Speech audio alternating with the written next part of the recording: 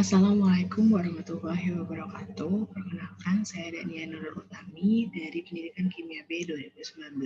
Di sini saya akan menjelaskan tentang metode tanya jawab. Yang pertama itu ada pengertian, lalu ada kelebihan, kekurangan, dan strategi. Pengertian. Metode tanya jawab adalah penyampaian pembelajaran dengan cara pendidik mengajukan pertanyaan dan peserta didik menjawab.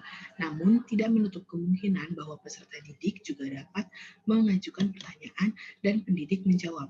Dalam petunjuk teknis kurikulum 1994 menyatakan bahwa metode tanya jawab adalah suatu cara mengajar atau menyajikan materi melalui pengajuan pertanyaan-pertanyaan yang mengarahkan siswa memahami materi tersebut. Langkah-langkah penggunaan metode tanya jawab. Yang pertama itu ada merumuskan tujuan tanya jawab sejelas-jelasnya, lalu mencari alasan pemilihan metode tanya jawab. Yang ketiga, menetapkan kemungkinan pertanyaan yang akan dikemukakan. Yang keempat, menetapkan kemungkinan jawaban agar tidak menyimpang dari pokok persoalan. Yang terakhir itu ada menyediakan kesempatan bertanya bagi siswa. Hal-hal yang harus diperhatikan pendidik dalam memberikan tanya jawab. Yang pertama itu ada ciri pertanyaan yang baik, yaitu merangsang untuk berpikir, jelas dan tidak menimbulkan banyak penafsiran, singkat dan mudah dipahami, serta disesuaikan dengan kemampuan. Yang kedua, ada teknik mengajukan pertanyaan, yaitu ditujukan kepada seluruh siswa, memberi waktu yang cukup untuk berpikir, setiap siswa mendapat giliran, dan dilakukan dalam suasana rileks. Yang ketiga, sikap guru terhadap jawaban siswa. Tafsirkan jawaban ke arah yang baik, hargai secara wajar, berikan siswa lain kesempatan menanggapi jawaban temannya. Yang keempat, ada sikap guru terhadap pertanyaan siswa, yaitu memberikan keberanian siswa untuk bertanya. Pertanyaan disusun secara keseluruhan dan pertanyaan harus sesuai tata tertib. Hal penting yang perlu mendapat perhatian guru. Yang pertama itu ada mempersiapkan pertanyaan, yaitu kita harus menguasai materi pertanyaan pelajaran dan menyusun pertanyaan dengan baik. Teknik yang perlu diperhatikan. Yang pertama, mulai dengan suasana menyenangkan. Penyampaian pertanyaan dengan tenang, tidak sering mengulang pertanyaan, arahkan pertanyaan ke seluruh kelas, rangsanglah agar banyak siswa yang bertanya. Yang ketiga itu ada mengajukan pertanyaan kepada siswa. Yang pertama, pemberian acuan, pertanyaan yang berisi dan mendekati jawaban yang diharapkan. Pemusatan atau memfokuskan pada bagian-bagian tertentu yang penting. Yang ketiga, pemberian tuntutan, memberikan tuntutan kepada siswa agar menemukan jawaban yang benar. Yang keempat, mengadakan pelacakan, mengklarifikasi, meminta siswa memberikan alasan, kesepakatan pandangan, dan ketepatan jawaban. Bersikap baik terhadap jawaban siswa. Yang pertama, berikan waktu yang cukup. Jangan memaksa siswa tertentu untuk menjawab. Dan jangan dibesar-besarkan kesalahan siswa apabila dia menjawab dengan salah. Berikan penguatan, yaitu ada penguatan verbal. Kita bisa memberikan kata-kata seperti baik, bagus, benar, dan sebagainya. Yang kedua, ada penguatan nonverbal. Penguatan nonverbal bisa melalui mimik muka, gestur tubuh, atau tepuk tangan. Dan penguatan campuran yaitu penguatan verbal dan nonverbal. Menilai tanya jawab dan tindak lanjut. Yang pertama, apakah pertanyaan yang diajukan sudah sesuai? Apakah suasana cukup merangsang siswa berpikir? Apakah berlangsung dalam suasana yang menyenangkan? Apakah tanya jawab dapat membina keberanian dan keterampilan siswa? Prinsip penggunaan metode tanya jawab. Yang pertama ada penyebaran atau distribution, menyebar giliran menjawab pertanyaan secara acak dan merata. Yang kedua, pemberian waktu berpikir atau pausing, memberikan kesempatan kepada siswa untuk berpikir sejenak. Yang ketiga, penggunaan pertanyaan pelacak atau probing, klasifikasi, meminta siswa memberikan alasan dan meminta kesepakatan pandangan. Yang keempat, ada meminta ketepatan jawaban, meminta siswa meninjau kembali jawaban yang sudah ada. Yang kelima, meminta jawaban yang lebih relevan, mengajukan pertanyaan yang memungkinkan siswa menilai kembali jawabannya. Yang keenam, meminta contoh, meminta siswa memberikan ilustrasi atau contoh yang konkret.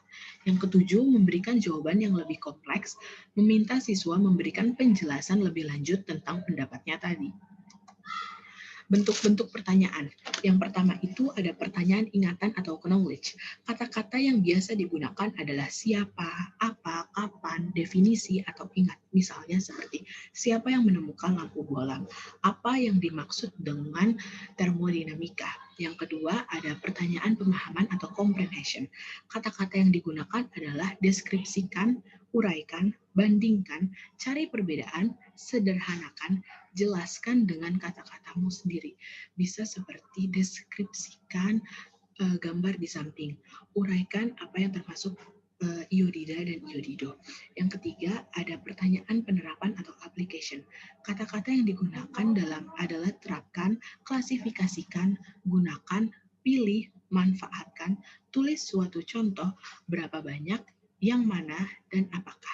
Seperti tuliskan suatu contoh dari penerapan materi asam basa. Yang keempat, ada pertanyaan analisis. Kata-kata yang digunakan adalah identifikasi apa motif atau sebab-sebabnya. Misalnya, penyebab terjadinya Perang Dunia Kedua. Yang kelima, ada pertanyaan sintesis.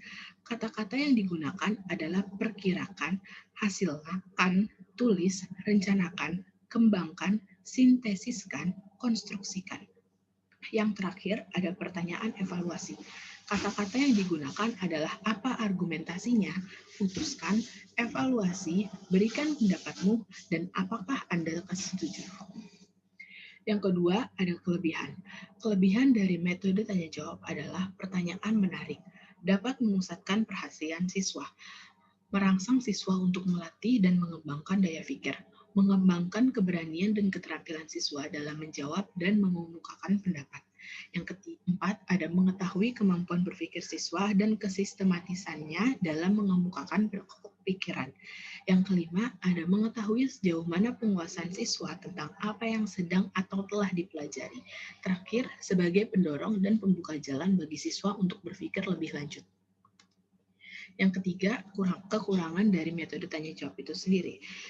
Itu ada siswa merasa takut apabila guru kurang dapat membangun suasana, tidak mudah membuat pertanyaan yang sesuai dengan tingkat berpikir yang mudah dipahami siswa. Karena setiap siswa mempunyai pemikiran pola pikir yang berbeda, jadi sulit bagi pendidik untuk membuat pertanyaan yang sesuai dengan pola pikir mereka semua. Yang ketiga, waktu banyak terbuang apalagi ketika siswa tidak menjawab pertanyaan. Yang keempat, pendidik mendominasi proses belajar mengajar. Yang kelima, siswa tidak bisa menjawab atau salah dalam menjawab menganggap dirinya bodoh. Yang terakhir, pembicaraan menyimpang dari pokok materi. Selanjutnya ada strategi yang dapat digunakan. Strategi yang dapat digunakan itu pertama, guru dapat membangun suasana menjadi menyenangkan dan tidak tegang terlebih dahulu. Ketika memasuki ruang kelas, guru bisa mengucap salam, tersenyum kepada seluruh siswa, menyapa seluruh siswa. Yang kedua, memberikan penjelasan terlebih dahulu terkait materi yang akan dipelajari. Jadi guru dapat memberikan penjelasan singkat terkait materi yang akan dipelajarinya, seperti definisinya, ciri-cirinya, dan sebagainya. Selanjutnya, ada memberikan nilai keaktifan kepada siswa yang berani bertanya atau menjawab. Nilai keaktifan ini dapat nanti ditambahkan ketika akhir semester atau pembagian rapor. Terus terakhir ada memberikan rewards kepada siswa yang dapat menjawab. Reward ini termasuk nilai keaktifan yang tadi atau mungkin memberikan makanan kecil pada siswa yang dapat menjawab atau bertanya dengan berani. Sekian presentasi dari saya, yang lebihnya mohon maaf. Wassalamualaikum warahmatullahi wabarakatuh.